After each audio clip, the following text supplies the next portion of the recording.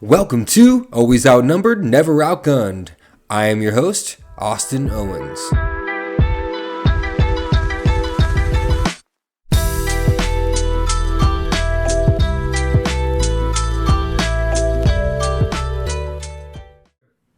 Hey guys, thanks for tuning in. We're here with our guest today, David Keller. Dave is a fitness fanatic in all facets. He has a bulletproof mindset and the work capacity of an ox. He's a business owner, a family man, and a super good friend. Thanks for being here, Dave. Oh, I'm happy to be here. I noticed you giggled a little bit, though, when you said the work capacity of an ox. So. Well, you do. And just for the audience, I text this guy. I'm like, hey, man, let's get on the podcast. And you're like, yeah, just ran 12 miles. Let me get a shower in. Like, who fuck says that? I just ran 12 miles. Well, this morning I was hit with my inner bitch voice a little bit, so I wasn't feeling too great this morning. I was like, maybe I'll just go do a little arms and then maybe a leisurely stroll. And I was like, man, fuck that, man. We gotta go. So I'm gonna shoot this podcast with Austin today. If I don't run or do something hard, dude, that was us never today. Let me live that down. Yeah, I guess so. I guess you're right. I even in our gym with my training partners, I'm like, I pull out me and Dave's thing, like, hey, that's okay. If you want to be subpar, that's fine. Ooh, and I thought about that this morning. Stings, dude. But no, and some people are like, I don't care. Just like do it anyways. Yeah, that always gets me for sure. Yeah. Well, and that's one of the things that just moves me, and I know it moves you, is like, what if the only thing you can accomplish in life is mediocrity? It's the worst thing, man, I do not want that. So when I have that inner bitch voice just holding me down or talking to me and giving me all the excuses, lace them up, let's go. You're right. Like the worst thing can be is just like a normal person. That sounds horrible. You know what I mean? So actually, let's get into that. Let's go straight into, obviously you ran 12 miles today. Let's let everybody know like some of your biggest accolades in fitness. Some of the things that you think are either the coolest or in your personal opinion. So I want to go back a little bit further, and we'll just kind of start with what, I guess, the foundation of what transitioned the way that I worked out and the way that I approached fitness. So years ago, I was just really into bodybuilding. I'd go to the gym, I'd lift some heavy weights and just focus on one area. I remember. Yep. So, and enter Austin Owens. And that's when things started to change for me. He's like, you got to start trying some things that are just outside of your comfort zone. So I remember he pulls this box out one day and he's like, all right, we're doing some box jumps. And I fucking jump up on this box. Then my back is all fucked up. And and I'm like, man, I got to really start to change my game and just evolve as a fitness enthusiast and an athlete. So, you just start going down the rabbit hole a little bit. I was obviously lifting weights and I was playing hockey. And I ended up playing in this hockey tournament where we had 4 games in 2 days. That was recently. This was kind of what? That was like this recently. No, this was several years ago. This is kind of what led me down this. Okay, sorry. I know you did play in a hockey tournament just recently. Yeah. Crazy guy. So, okay, go ahead. But this one going way back, the first game I felt great. I had the capacity to perform and it was fantastic. And when I got to that second game, though, I just felt like garbage. So I knew that things had to change if I was going to play in this tournament the next year. So long story short, third game and fourth game, I was basically like a pylon out there. So everything hurt and, it just was not working. So, and that's what kind of led me to start incorporating running into my training routine. Sure. So going into that next year, I ran my first 10-mile race. I ran my first half marathon. I ran my first marathon. Then I ran my first ultra marathon. So, and they just kind of went right in that order. And that's kind of what gave me that bug. So, okay. And now you're going to be running an ultra, right? Yeah, I got an ultra coming up in July. It's the Burning River 50 miler. So I'm excited for that. Yes, I'll be there for that for sure. What is it? July what? I think it's July 29th. I'm pretty sure that's the last Saturday of July. Cool. Okay. Yeah, I definitely want to be there. I know I gotta at least run the few miles I can with you towards the end. You run me in for the last 5. Yeah, Join me there. 500 meters maybe. Yeah. Yeah, it might be like a stroll, like For a sure. shuffle. For sure. That'll be awesome, man. So like, how are you going about that with training? Like, what's that like? A lot of weekend back to back. So today is kind of like a step down day. So that's why I could get away with 12. And then tomorrow I'll do about 13. And then we'll ramp back up again going into the following week. So really the things that matter most for those is the weekend longs. So getting those back to back longs will really kind of simulate that fatigue. What's a long?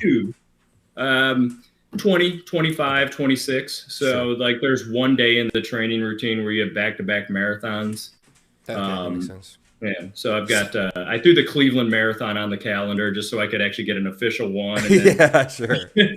So, no, yeah, that makes sense. That's cool. Yeah, because the unofficial marathons are not so much fun.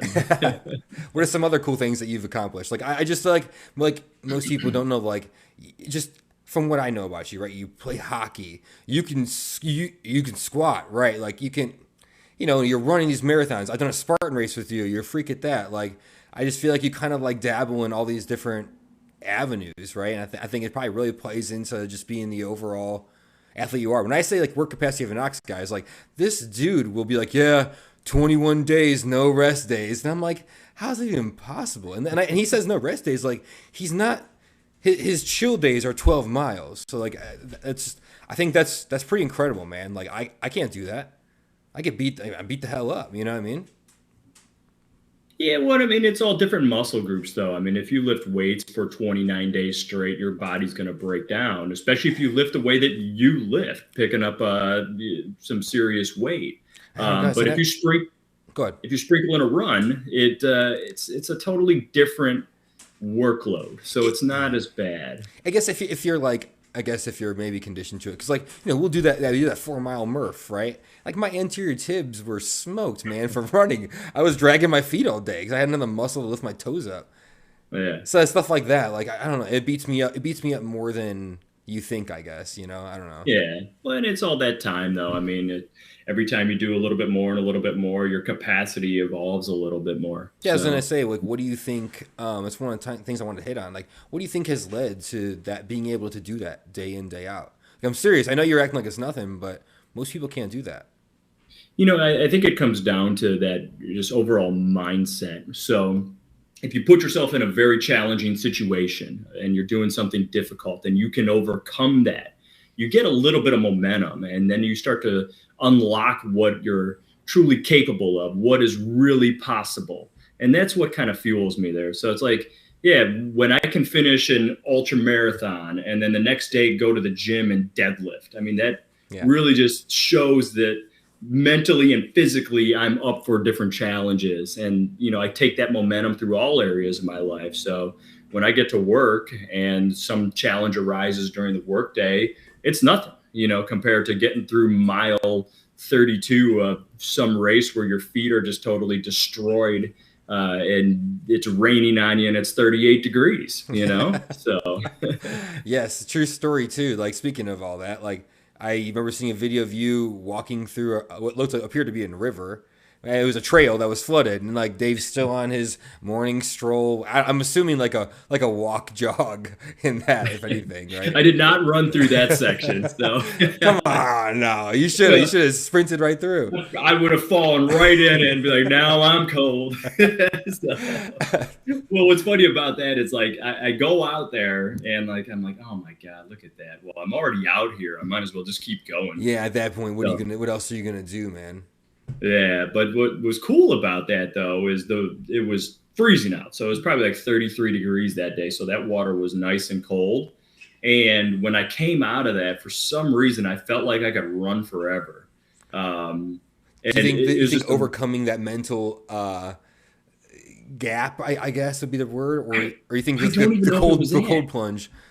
I think it was like the cold plunge effect where you just get hit with that shock and now you got endorphins and adrenaline going, and I'm just floating right along after that. That's like, pretty funny. That's awesome. So actually I wanted to ask you, like, if you want to tell people, like, talk about that Spartan race, how that was like for you. That's most people can't do that alone, Yeah, so It's a cool the one. very first Spartan that I did, I've never been broken like this in my life. And I thought I was in shape. You know, I ran an ultra marathon that year. So I felt fairly good. And we get out there, and it was just one of those days where it just got so freaking hot. And it was early in the season. And we had not experienced any like days where it was about in the low 90s yet. So I mean, I think the highest day we might have had would have been like a 70 for a. And you guys went a little south for that too, right? It was like Garrettsville or something. Yeah, that one Yeah. was in Yeah. Garrettsville. So, and what was crazy about this one is, you start off running, you feel pretty good, and you're 6 miles in, and then boom, they just dropped you right in a swamp. And now you, so now you're going through a swamp, you're carrying buckets, sandbags, whatever it may be. You come out, go to an obstacle, and then you're right back in the swamp again. And parts of the swamp, no joke, like I'm walking along and I'm like, well, I'm just going to ease right into the swamp right over here. And I go in, and there's a huge drop under there. So now Yeah, I'm of under the course. water, and I'm like, mother. So And swamp water just sucks, right? It's just muddy yeah, and yucky and yeah. And the crazy thing about the Spartan Beast is a lot of times you don't know what the mileage is. I mean, it's probably going to be in that 13 to 15 range, and this one was every bit of 15. sure. So now you're getting towards the end, and you're like, oh, is this thing going to be over You're looking soon? at your watch, right? Like how far Yeah, are so you're we? looking at the watch and zombie walking along. But when I finished that one, I was so beat up and broken, and I was like, "Oh man, I got to get some revenge on this thing." Yeah, And for sure. it was one of those things where I did not perform well. I didn't perform the way that I wanted to, and I just felt like the Spartan course defeated me, and it didn't sit well with me. Sure. So.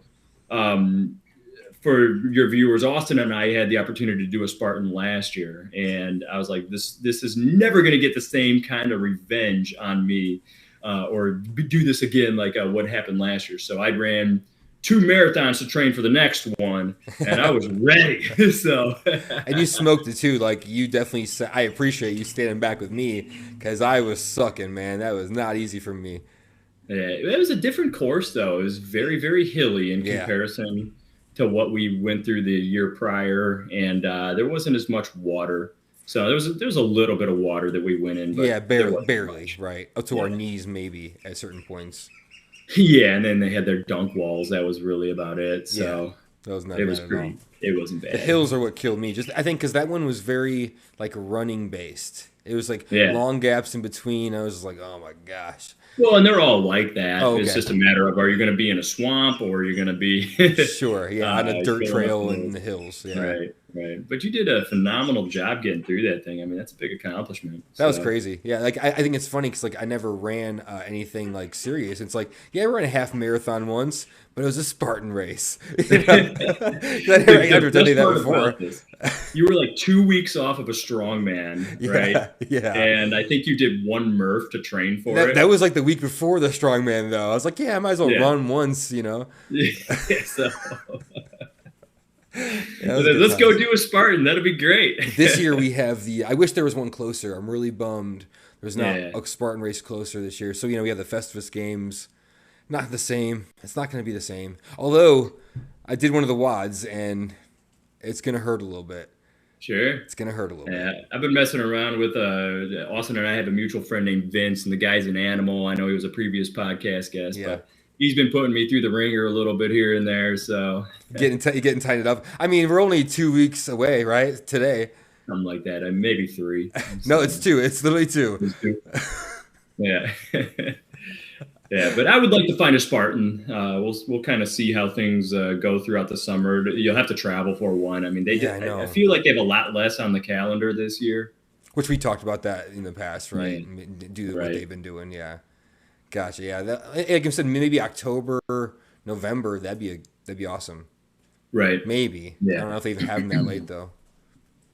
They do, but they may be on the West Coast or I don't know. We'd have to take a look and see what we could find. So let's talk about like like I said in the intro, you're a business owner. So why don't you talk about that for a little bit? How's that going? Yeah, so I've been a business owner since 2010, and I always I I knew somewhere in the back of my mind, even growing up, that I was going to own a business. I've always been entrepreneurial in nature, always looking for different ways to make money or find a way to solve a problem for somebody.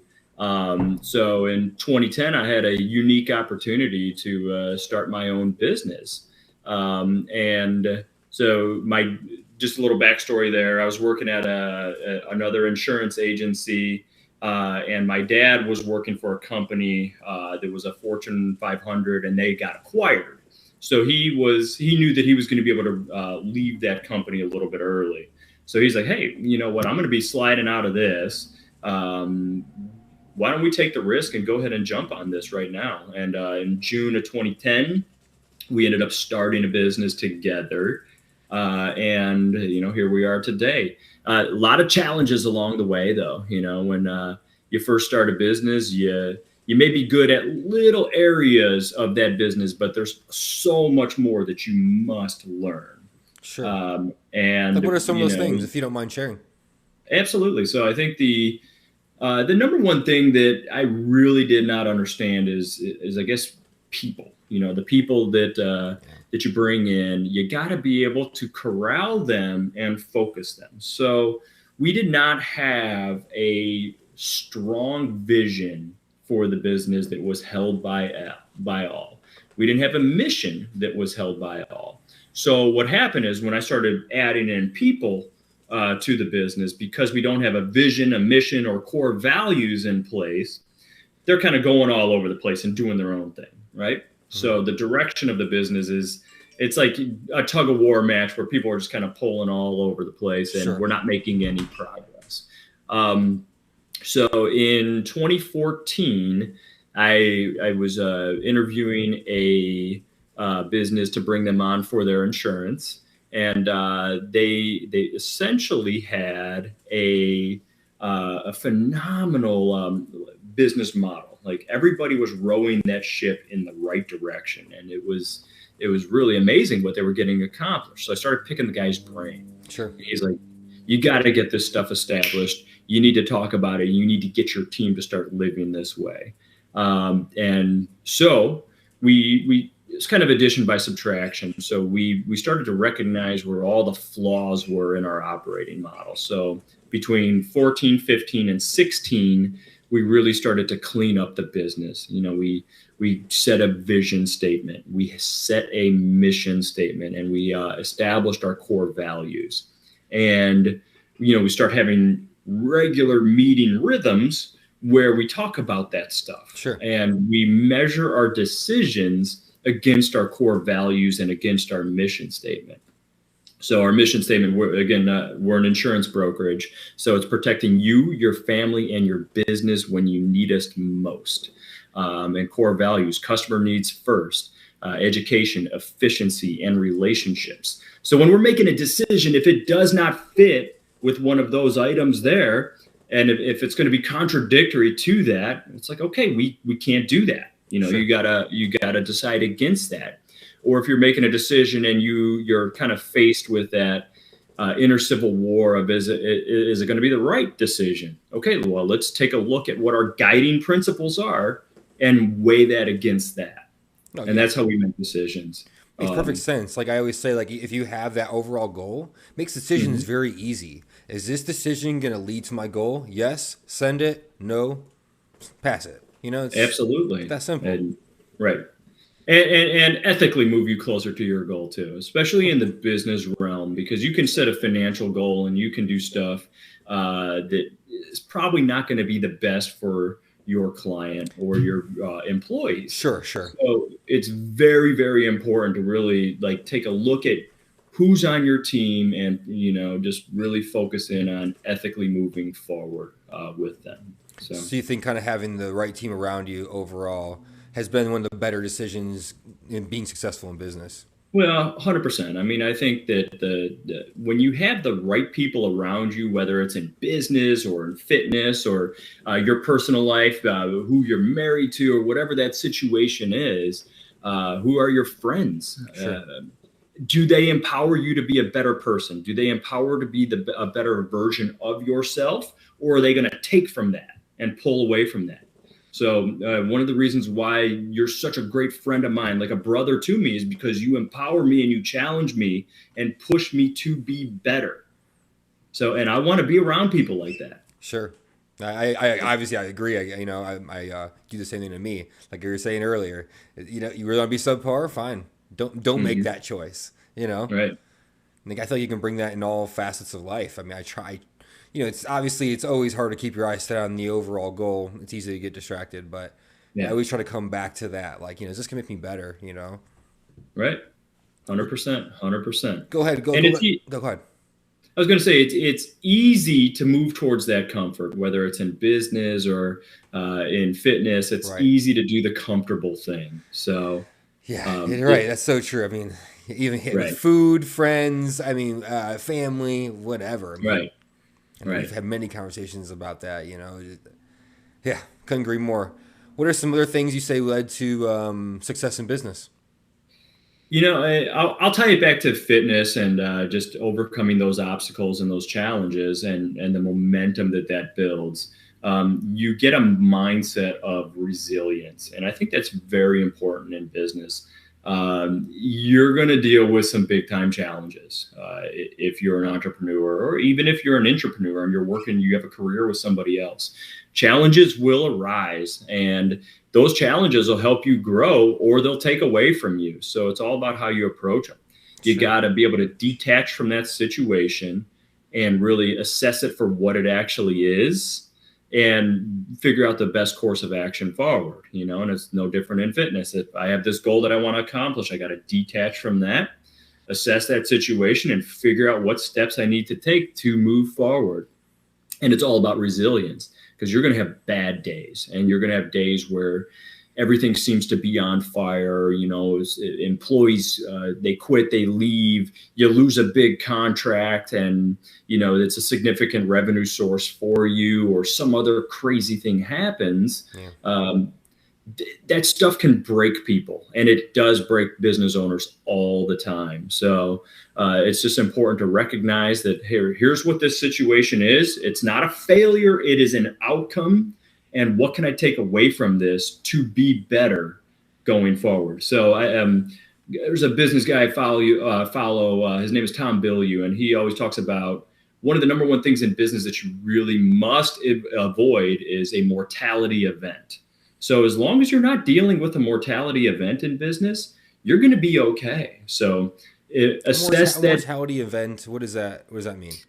All right. So for example, if I go and I make a very bad financial decision, I go and I acquire a business that is financially very, very poor. It's a big time turnaround.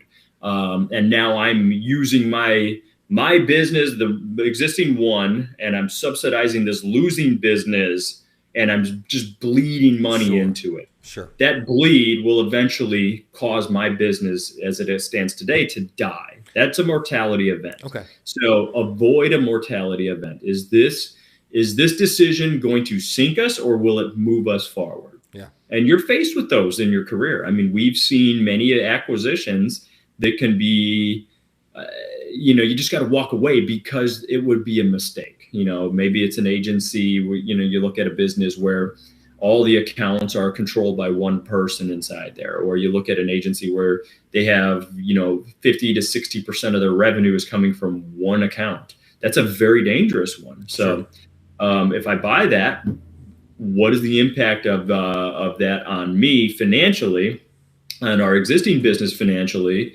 if that account leaves? So yeah, that makes perfect sense. What would if you wouldn't mind sharing, what would be one of the biggest hurdles you've been faced with as a business owner? And then what was the outcome? How did you overcome that? Or what was the outcome in general? Right. So the biggest hurdle that we faced in business probably was in the 2015, 2016 timeframe. We had a very, very unprofitable business segment. It was, on the surface, it looked like it was producing a ton of revenue for us. You'd get significant commissions coming in, $50,000 checks, $30,000 checks, and they were flowing in fairly regularly. But because the companies were so distressed that we were insuring, the very next month, you were giving big chunks of that money back. I gotcha. It's called a chargeback inside the insurance industry. So we were experiencing very heavy chargebacks between 2015 into 2016. And these companies that we were insuring were having very, very bad losses, bad claims. They were just doing things that were just fairly dirty, and that was causing some problems for us. Not to mention, we had 3 people supporting this program, so it was a very, very expensive, costly program for us. I went through a program at that time, and starting in 2016, called 10,000 Small Businesses, and I had a business coach assigned to me during that, and she just called me out hard. I knew we had a problem, sure. And we were taking steps, not very aggressively, I might say, but we were taking some action to start to clean this thing up. And she sat me down one day, and I'm making every excuse in the book. It's going to be okay. And she's like, no, it's not. And why are you allowing this to continue inside your business? You were probably assuring yourself more than you were assuring her. I didn't assure her at all, because she called me out. Sure. and then it's like, you know what? You're right.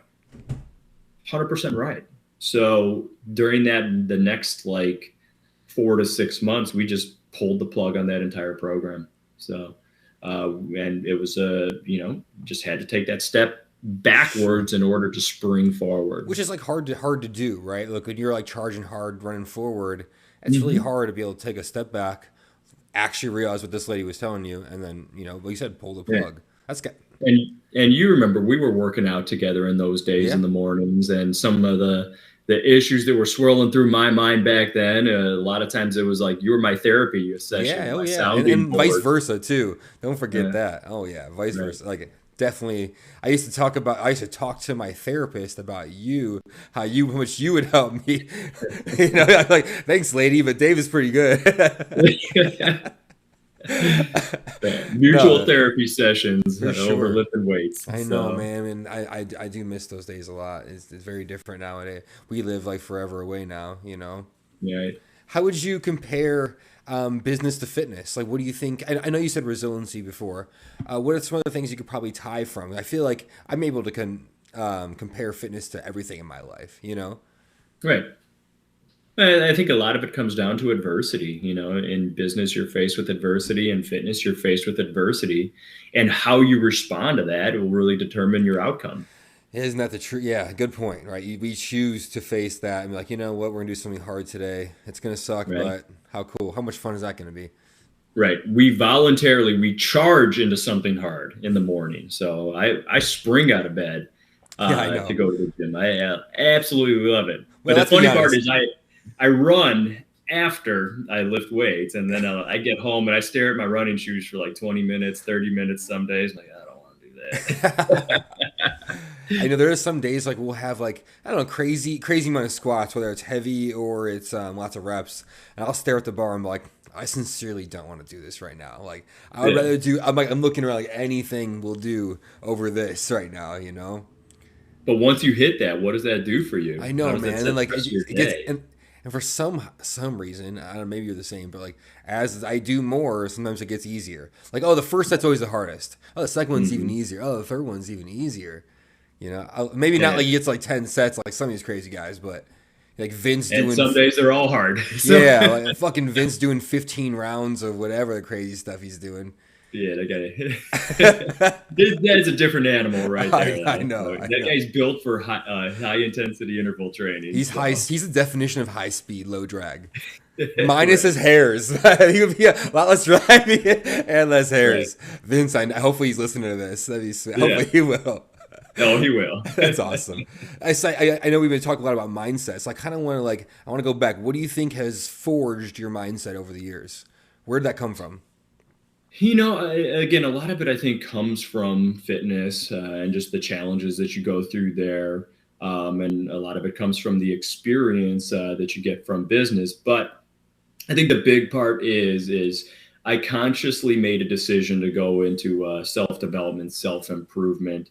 And I'm on a quest to absorb as much information as I can that will help me be better. So I'm going to seminars regularly, multiple seminars a year.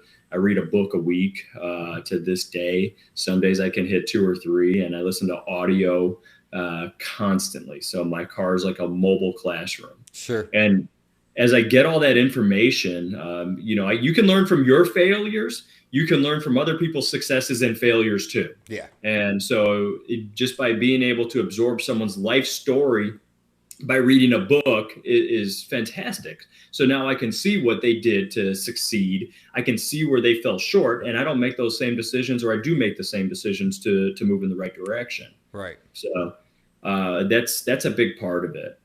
Yeah, that makes perfect sense. Like you said, like learn from other people's mistakes. I feel like, everybody can.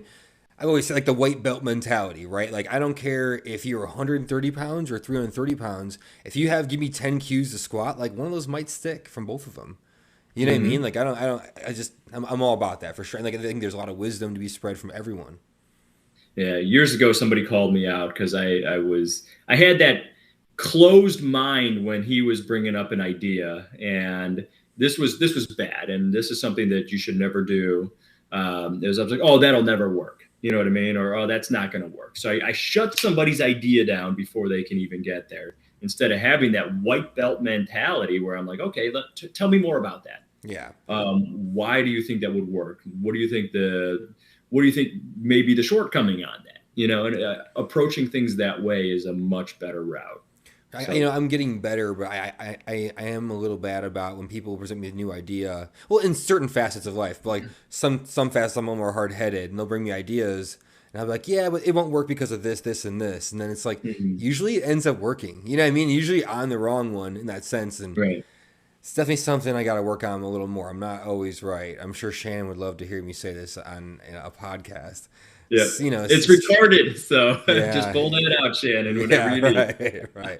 But yeah, that's hard to do for sure. Like I was like admiring earlier, like you being able to step back, that lady calling you out, and just be like, you know what, you're right. Let's do what we need to do. Right. So like I think but like going back to the mindset thing, I think there's probably more to building a mindset like that, because I feel like that's something that's like more rooted in you at an early age. Like I feel like I've always been the way I am as a young. I've always been a crazy person doing crazy stuff, and so I feel like you have to be the same, right? Were you hard headed? Were you kind of we'll say driven, better than word than hard headed? Were you driven like that as a kid?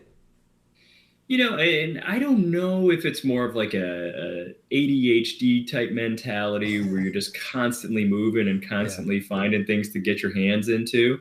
But I think when you have that type of mindset where you're just high energy and you're always looking for things to get into, it's a fantastic characteristic for entrepreneurship or for fitness. So, and I'd imagine, were you pretty high energy, always jumping into things that you maybe should have been doing? And yes, always. I'm sure. Yeah. Oh my gosh. And then how did that, when you got to the Army, how did that impact your ability to, or how did that impact your desire to go do the challenging things there? It was easy. Now I actually had direction, right? And I can funnel that energy into one spot and be good at something, Right.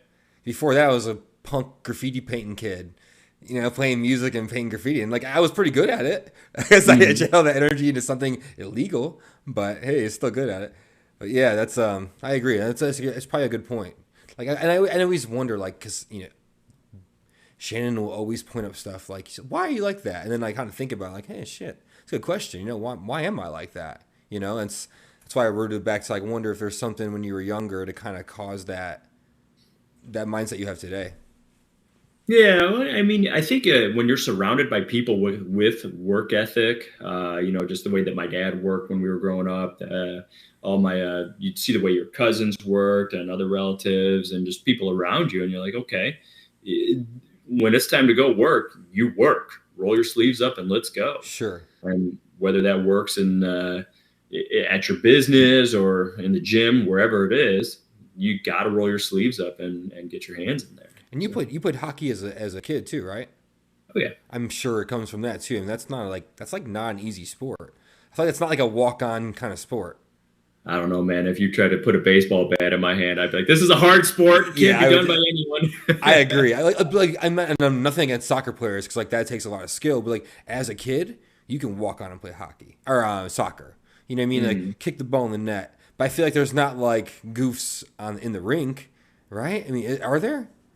Goofs? Yeah, goofball. Like because the kids are kicking the ball in the wrong goal. They're picking flowers on the one side. The let me tell you about hockey players. Yeah, they're all goofs. So yeah. So tell me about your the hockey tournament you were in recently. I got to hear about this. I know you told me a little bit. Yeah, so it was a pond hockey tournament, and I've never played on one of these in one of these before. So it was something that was interesting and unique. So going in, you want to talk about the inner bitch voice? Like it was like a very cold week, and I remember it's like actually. I'm looking at the weather, and it's in Binghamton, and it's like -30, and I'm like, oh my god, and we're gonna have to go and skate in this. So it was so cold that they canceled all the Friday games. They were like, we don't feel comfortable having people out here in this weather. I was like, oh, great. So the next day, though, it was only -6 for the first game. So it was just a little chilly. Yeah, but, right. We got out there and we played 3 games in one day. And, we got it done. So, dude, I don't know how you did that and not get hurt. You got let's say it's like full contact, right? No. So it was a charity hockey tournament. Things do get a little chippy, and there was some scrums and some hitting going on, but it's overall it's not like full on contact. Let's go blast somebody. Okay, so, that's that. Gotcha. Yeah, so that doesn't happen in the adult leagues. You will get somebody who does hit somebody, but most of the time it's not like an aggressive, like I'm trying to take your head off. That was like that turkey bowl I did last year. That kid, remember he split my head open, and I just left it, and everyone's like, you're bleeding, right? I'm like, yeah, I know I'm bleeding. Fucking asshole. And then one guy was like, as Dalton's a big guy, right? He's like running the ball, and then he goes, yeah, man, next time that big boy has the ball, I'm gonna bust him up. I looked at him, like across the line. I'm like, why? Like we're playing on Thanksgiving, the day before Thanksgiving. Like, calm down, man. Yeah, so I'm working out with Austin and a couple of his buddies, and they're all just strong maniacs. And now they're talking about this turkey bowl that's going to happen the next week. And like, oh, you should come. It's going to be fun. And I'm like, man, I am 38. I'm crickety. I got things falling apart all over the place, and I am not playing in a turkey bowl with a bunch of people who do strongman. They'd be like, oh, look at that skinny runner over there. Let's go get his ass. And make no mistake, these guys are fast. Like strongmen, like they could carry like a 200-pound whatever and run with that thing real fast. So I know everyone's saying like, man, you're gonna get hurt, you're gonna get another head injury. And I'm like, it won't happen. And then of course, who gets their head busted open? Right. Me. Like, come on, dude. It still hurts when I push on it in a certain way. Like it still hurts, man. Like he got me good. I know. Like I'm just like it was. Like I said, it was Thanksgiving, the day before Thanksgiving. These kids are trying to bust and they beat us. By the way, we lost by like a lot. Probably because they were playing a little harder. Advanced age, I'm not doing stuff like that. Advanced age, dude. I'm 33 now. I better watch out. I'm getting up there. Right. I could go play some hockey, and you put a helmet on. It's not that bad. So I do wear a cage now. I learned my lesson there. With the mask that has all the bars over it. Yeah. So then you don't get a stick to the face. Yeah, stick to the face is the worst. Puck to the face. Don't you guys usually have? No, that's right. They don't have visors on all of them, right? You could. I used to wear a visor, and I came home one day. I played in the morning, and I face is all split open, and luckily I had all my teeth, so I was excited about that. But I come home and I'm looking at my wife, and she's like, "What happened to you?" So was that even with the visor? Yeah, because it was my mouth that got split open. Okay, yeah. So. And it's never really intentional, but a stick comes up and it hits you in the face, and you slip on your skates or whatever, your hands are gonna fly up. Yeah. Or even if someone is just lifting a stick, and just crazy things happen, so you get hit in the face. So how are you feeling leading up to this ultra marathon? Like, yeah, any other goals towards the end of the year, I guess? So depending on how I recover from, so just backing up, I always do some sort of big activity for my birthday in October. Um, if I recover well from the 50, there is a 100 miler that would fall on my birthday weekend, and that Oh, would be the big one that I want to just get some momentum for. But a lot of things can go wrong when you put this type of mileage on your body, yeah. and injuries can just arise and things like that. So I just don't know how the recovery will be. I mean, I could just the very next week feel great, Yeah. and be able to pick up where I left off, or you might need to take a week or two or three just to be like, all right, we got to let some of the tendons and joints feel better. And that's what So takes a long time, right? The muscles will heal quickly, the tendons and ligaments not so much. yeah, because I mean, you could go out again, and you're a quarter mile in, and you got some things that are really, really wrong there. So, um, and some people don't ever recover. I mean, sometimes you might have something that just gets totally destroyed in something like that, like you can fracture a hip or Yeah. some other crazy situation just from the repetitive pounding. I mean, you're putting a lot of miles on your legs in training. I mean, 50, 60, 70 mile weeks. Yeah. And then you go and run however many in one day. You just don't recover that quickly from it. Some people do. I mean, there's some. Right. There's always outliers or genetic freaks. Yeah, Well, that just repetitive anomalies motion out there. is brutal for you. Like you're little. Imagine doing a push up, like 1,000 push ups, just to what I mean, like that same motion. That would kill my shoulders. Yeah, Obviously my yeah. shoulders aren't like my legs, but the same idea. That's crazy stuff, man. Now I can handle the 1,000 push-ups. So Oh, of course he can. The bench press guy over here. if How's your there's one shoulder doing? exercise I'm good at, it's bench press. So. How's your shoulder, by the way? Good. Yeah, Good. everything's good with Shoulder's that. good. Back's good. The back was the worst one that I've had ever. Yeah, So it sounded like it. I injured my back in December, and I actually had a 50 miler on the calendar for March. And I was like, all right, great. I'll get it out of the way early. And just some little thing in the gym warming up, I ended up tweaking my back so bad to the point where there was like 3 days where I couldn't walk. I remember that. Couldn't stand up, and it was absolutely awful. So just keeping that in mind, I'm being extra cautious with what I do and warming up appropriately, and just if things don't feel good, you got to just kind of dial it back. Yeah, it's not worth to dig the hole, right? Right. Yeah, I'm starting to figure that out now too, where it's like it's better to just recover, and then that's so hard to do sometimes, but Yeah. The hardest thing for me is just taking that time to stretch. And I do it a couple times a week now, only because I know that I have to do it now. If I want to be able to keep performing, I've got to do it. especially with the running, especially because like you said, that repetitive motion. That's what are you doing for stretches? Just share the wealth of information of what you're doing for runners. You know what? If there's no wealth of information there, I go on Amazon and I type in yoga for back pain. No, man. What does it have you doing? I mean, like, what are the ones that make you feel good? It's a lot of the hamstring stretches. I think Sure. that loosens up the back a lot. I mean, obviously, you and I were talking a lot when I first hurt my back, and you were giving me some tips and pointers to try to loosen things up. And a lot of that was just dedicated to stretching the hamstrings and your hips, trying to loosen stuff up there. So I'm still focusing on that right now. It's Gotcha. Same thing for me. Like when I keep my hamstrings, if I stretch them just for 2 minutes a night, like my back pain is less. You know what I mean? Doesn't get flared up as easy. I've been trying to do the same now that we're in prep for our next strongman. I've been trying to take the 10 minutes after the boys go down and get your stretches in. Mm-hmm. You know what I mean? Like, and then don't eat also after they go down too. Dude, I got to like 207 not too long ago, and I was like, oh shit! Like, I need to kind of let's reel it back in a little bit. What are you trying to go into your next show at? I just want to be. I got to be 200. I can water cut, but just we have that Festivus games in 2 weeks. I would like to be a little bit lighter on my feet, but it's kind of too late because I'm We're for 2 weeks away. But yeah, I want to put some good food in next 2 weeks and make sure like the engine is running smooth. You know what I mean? Just so I can put, I know I'm not going to win, but I still want to I want to be the heavy guy who's doing well.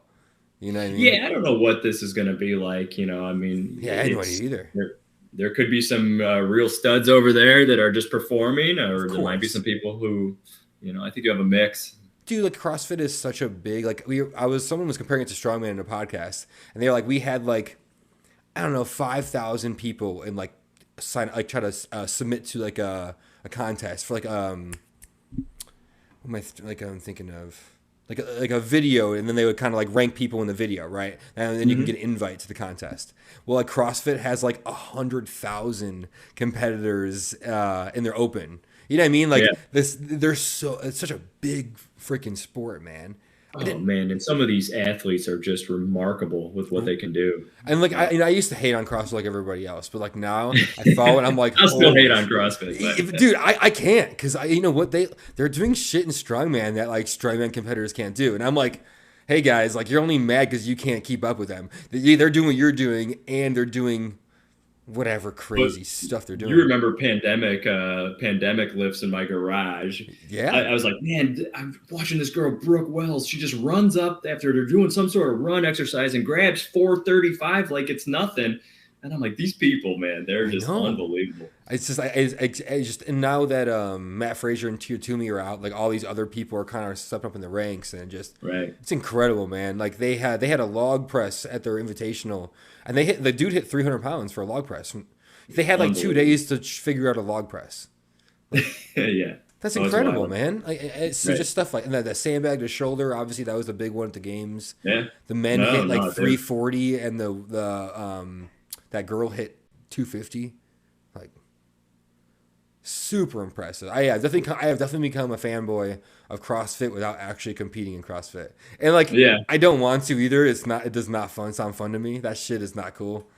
You should try one of the Deca Fits though, or the I will. Mile or Deca Strong. If I don't make it to nationals this year, I think there's one in October, or I think there's one later in the year. Vince was saying, and I was like, if I don't make it to nationals, I'll do it. It'll just be it'll be a Saturday, the festival. Yeah.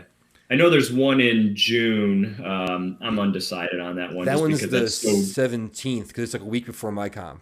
Because Vince is going to try to do that and then do the strongman. Good for him, man. Yeah, he did that. He's an anomaly, man. So he ran a marathon with me. I'm in just straight up training mode. I'm getting ready for an ultra, and then one day he just comes out and he's like, yeah, I'll go along with you for 15 or 20. And then there's these Marines out there. And he's like, hey, how far are you guys going? And they're like, oh, we're doing 30 today. And he's like, oh, we're doing 26 too.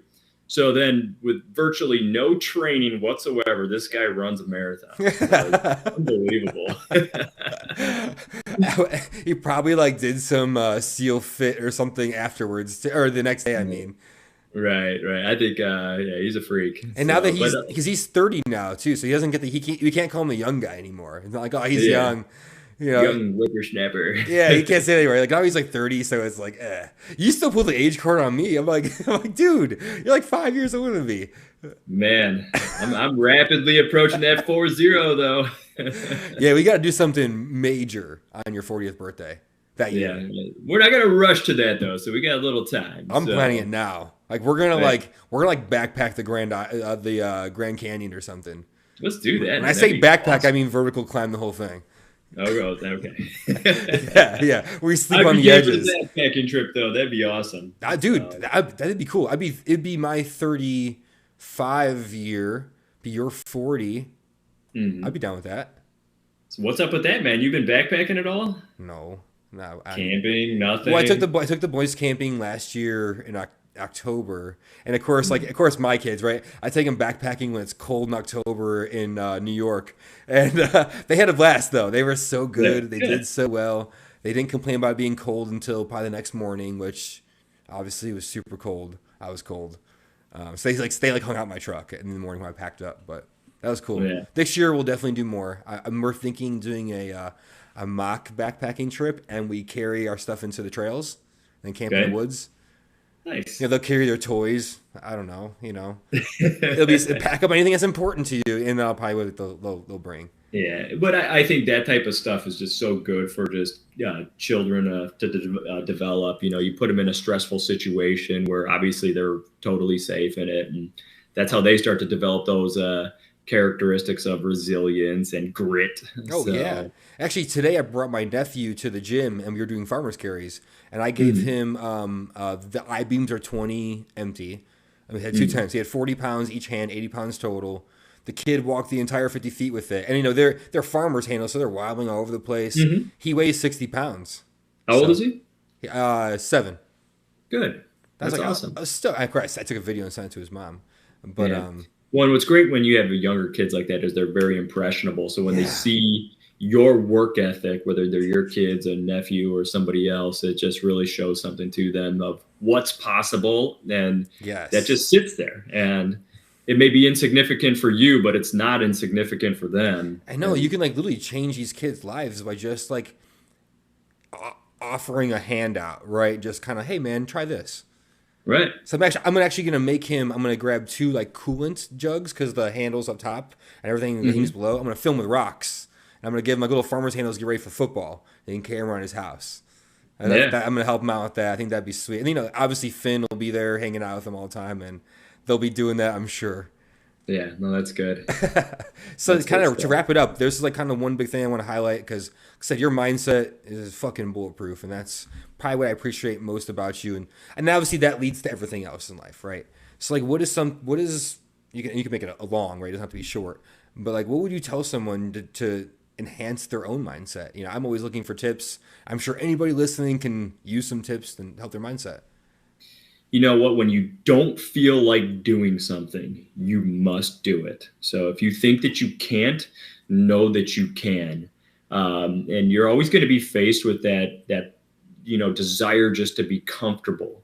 And, that comfort is going to be the enemy of all your greatness. I mean, on the other end of suffering, you will achieve greatness, whether that's in the physical realm, fitness, or in at work.